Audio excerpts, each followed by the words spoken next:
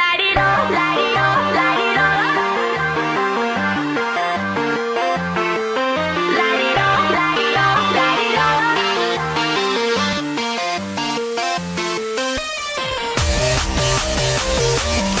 guys, welcome to today's video. Today we are going to be talking about your Android phones and internet connection. Okay, so you guys must probably be wondering why your device doesn't actually reach the kind of speed you want it to, especially those that are making use of the Android version 8.1 and 9.0, including 4G users. The problem here is split into two. Okay, so if you are peradventure using an Android 8 and 9 but you don't have 4G internet connection, but then you expect your data speed to be clocked at the normal 3G speed where you get up to 800 kilobytes per second, 1 megabytes per second, but you're getting a tiny speed of 200 something kilobytes per second. Well, the problem here is, if you look into your settings and you try and set it to 3G only, the option you guys will probably be saying is 3G and 2G. You don't get the usual 3G only options that you get on Android version 7654. You just get 3G and 2G. What happens here is this: when you click on 3G, it doesn't actually change it to 3G only. It switches your internet connection to 3G preferred, which is WCDMA preferred. So that when that is done, you don't actually get a constant 3G speed. Your network fluctuates between the bandwidth of a 2G and a 3G, so you don't actually go too high into the 3G. You cling more to the 2G because that's where the network finds more comfort than struggling to reach the 3G speed, unless the internet connection around where you're staying is very fast. Then you may still be getting something free, but you can still get better than that even when you're staying in a bad place or a very good place. So that is one that affects your internet connection, and that's one of the things we're going to be talking about now. I'll show you how to fix that later in the video. Okay, so another thing I want to talk about are what you can actually do to increase your internet connection. Okay, during my research time, I found out that your processor speed plays a huge role in internet connection, your internet speed. I overclocked a particular tablet of mine, and from thence I never had issues with my internet connection.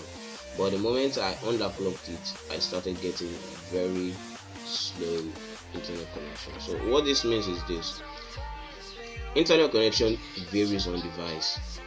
If your device is one of those low-end Androids with Android version 4 and you have a base speed of 568 megahertz to a high speed of 1.3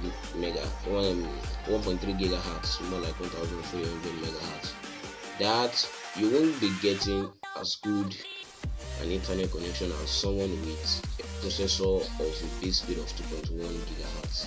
So basically what I'm trying to say, the more recent your phone is, the better your internet connection or your internet speed will be. Take note of that. Number 3, abstain from power saving mode when you are using internet. You guys will be trying to say, I want to save my battery and all, and yet you still want the best out of your phone. It won't work. The power saving application on your mobile devices is a system app, and if it's a system app, it has the ability to overclock and underclock your processors. So what it does at that instant is that it reduces the speed at which the processor runs, whether to the lowest or below the lowest. And once that happens, like I said earlier, your processor speed affects your internet connection greatly, and once it is underclocked, you get lesser speed for more battery. So you don't put your phone in power saving mode when you want to download a huge file of 1 gig or 2 gig. You put your phone in power saving mode when the only thing you know you want to do is use it on social media, not to stream but to send messages, okay? Or when you want to watch videos and all. it is advisable to put your phone in power saving mode then. But the moment you decide I want to go all out on the internet, please make sure you remove your phone from power saving mode.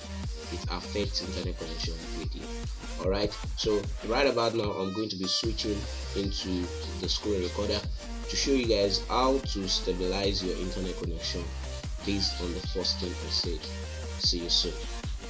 So what you want to do here is go into your contacts. I know it sounds really awkward, right? You want to increase your internet speed, but then you're going to your contacts. Alright, so I need you to dial this code **4636 **#. So the last star is going to bring up another window. That's it. Okay, so let's bring this down. You have phone information, usage statistics, Wi-Fi information. Alright, so just come to phone information down up here, and you see this. Okay, I changed to WCDMA because I also had the same problem. Alright, so this was the initial state of my internet connection, WCDMA preferred.